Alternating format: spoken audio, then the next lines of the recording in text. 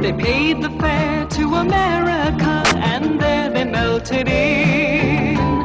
Lovely Lady Liberty, with her book of recipes, and the finest one she's got.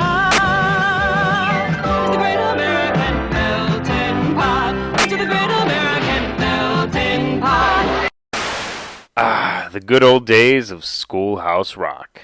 The song you just heard, called The Great American Melting Pot, written by Lynn Ahrens and Lori Lieberman, two famous Jewish-American composers, was pumped into my head as a kid almost every single morning before school.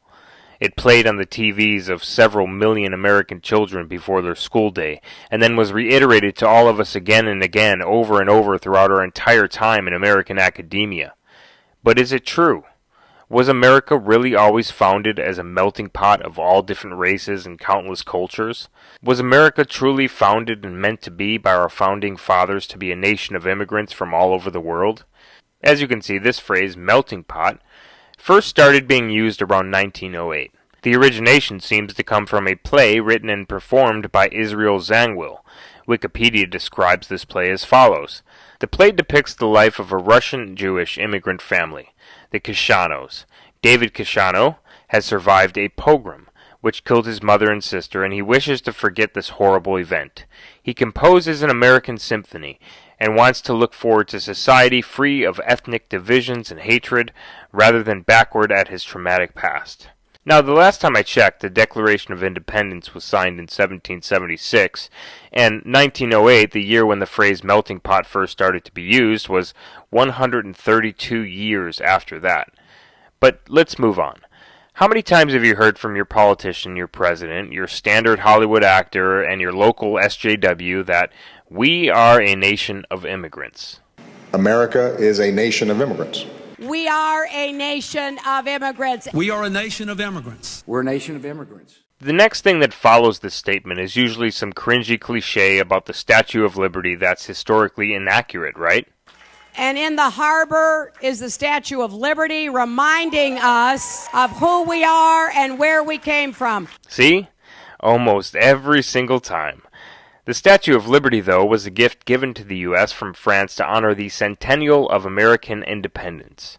The poem upon it, which was written by Jewish writer Emma Lazarus, as you know, give me your tired, your poor, your huddled masses, etc., etc., etc., was a later add-on and cri de coeur by Lazarus about her major concern, which was the Russian pogroms against the Jews happening in Tsarist Russia at the time.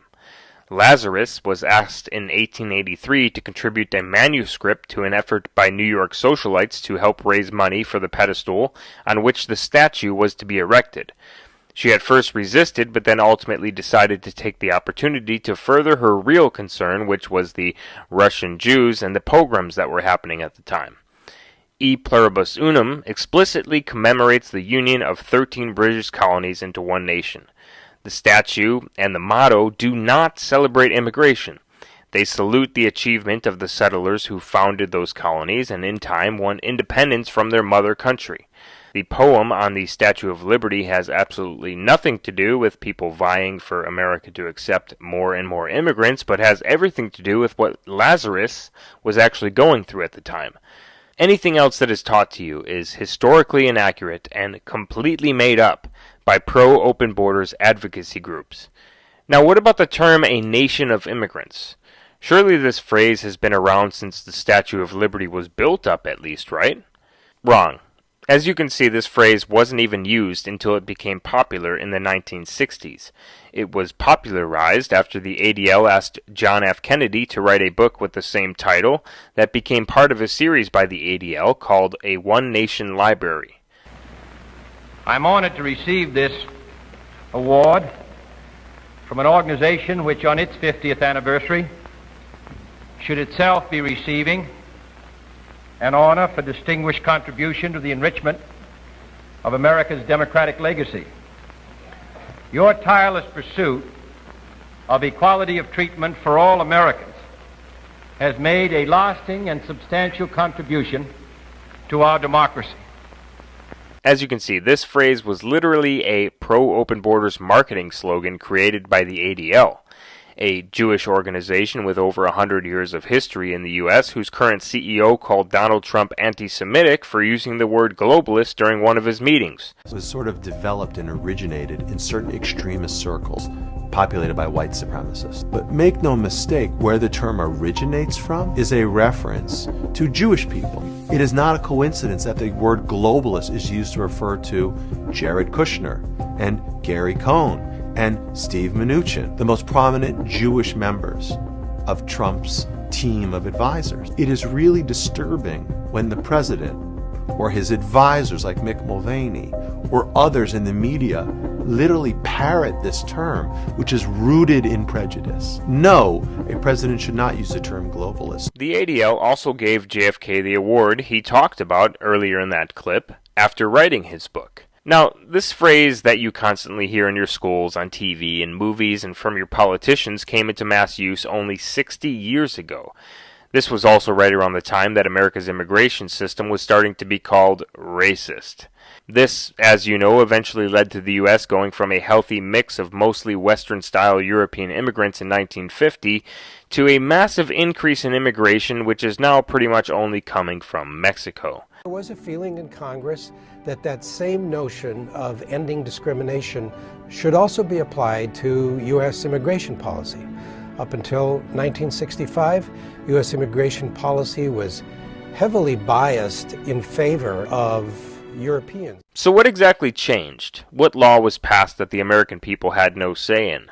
What act was signed that sent us millions of a type of immigrant that is over 3/4 on one or more welfare program, that tears down our statues demanding change in our country, that hoist no other flag but the flag of their homeland while advocating the government be overthrown, that say it's racist to be white, and that bring mob destruction to those who advocate for a secure border, less government, and the restoration as well as the protection of our Constitution?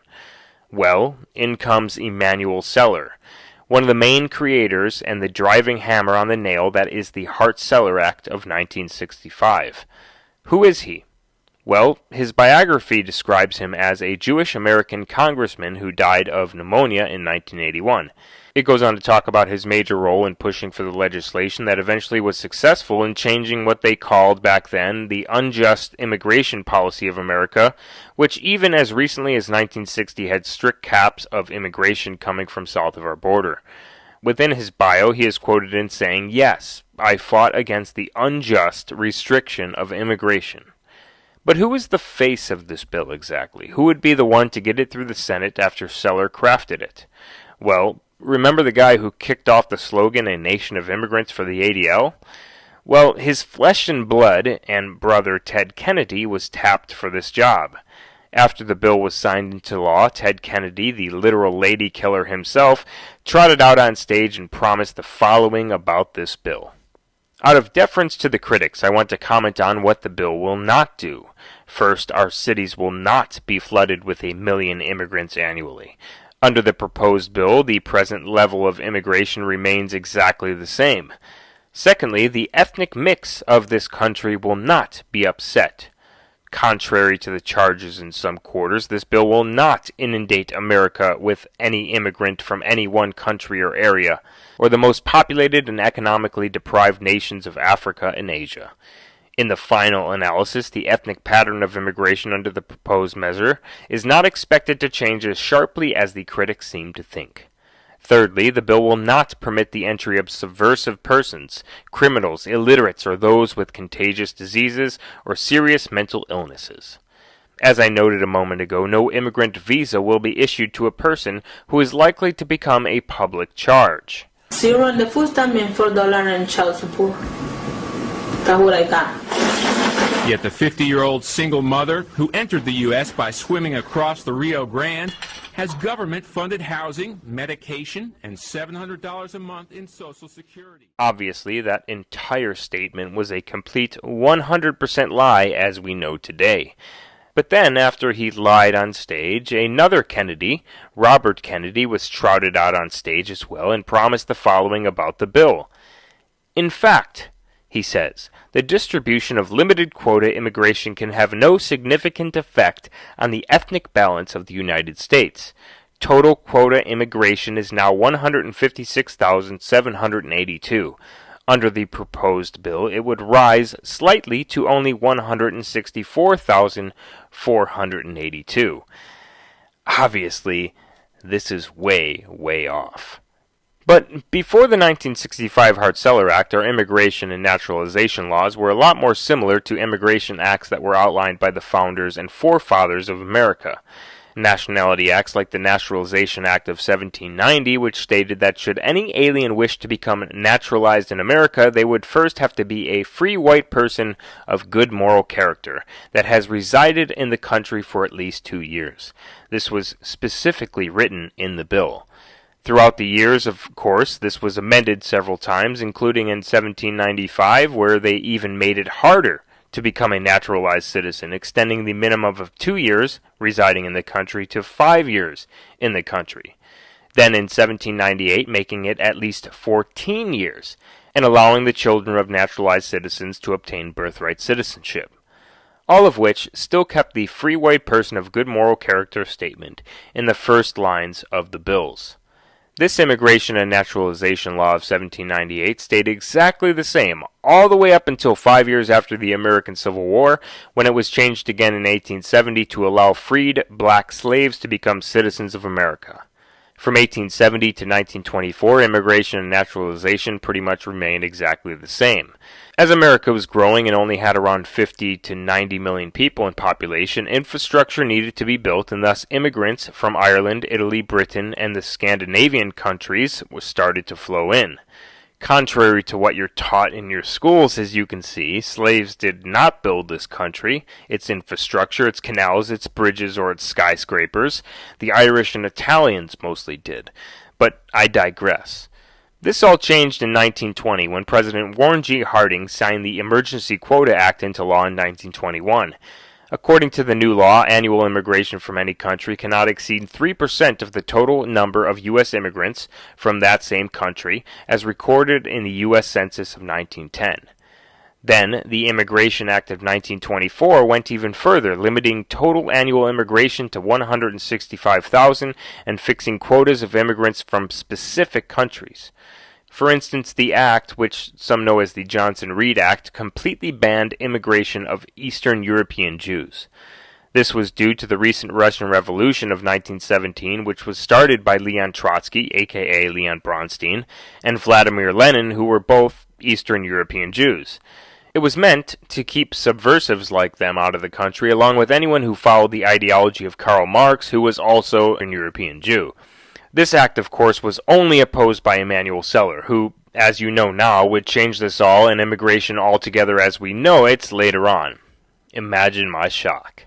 But before Celler got his subversive, disgusting hands on our immigration system, yet another immigration act would pass. This act passed in 1952. It's known as the McCarran-Walter Act. The law was hailed by supporters as a necessary step to preventing communist subversion in the United States, while opponents decried the legislation, of course, as being xenophobic and discriminatory. The act, opposed by Emanuel Celler, kept the quotas the same, and immigrants from Great Britain, Ireland, and Germany were allotted 2/3 of the total 154,000 spots available each year. However, the act did specifically remove previously established barriers that had acted to exclude immigrants from nations such as Japan and China. These countries were now assigned a very small portion of the annual quota. But still, as you can see, keeping our immigration coming mostly from First World Europe, where immigrants had an easier time of assimilation. It banned admission to anyone declared a subversive by the Attorney General, and indicated that members of communist and communist front organizations were subject to deportation. I like that style. Now, what would have happened if no immigration happened at all? What would have happened if there was never an Ellis Island or any immigration acts at all after the founding and independence of our country? One demographic study concluded that had there been no immigration at all after 1790, the settlers' posterity alone, including African slaves and freemen's descendants, would have grown by 1990 to approximately half the size of the population in 1990. which implies roughly half of all Americans today still have roots in the founding stock whose existence the Nation of Immigrants creed denies. The federal structure that the Founding Fathers erected for the United States is firmly grounded in their British heritage and American experience. Now, those who signed the Declaration and the Constitution, of course, knew of Locke and Enlightenment philosophies, but they knew their native law best, the English common law.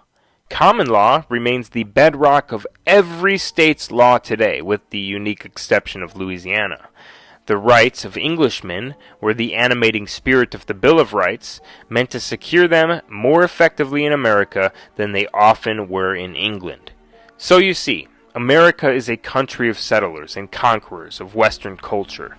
The America they had in mind was to remain Western. And regardless of what anyone tries to tell you on the TV, millions upon millions of Americans are neither immigrants nor descendants of immigrants, but rather descendants of the settlers who built and freed this country from Britain.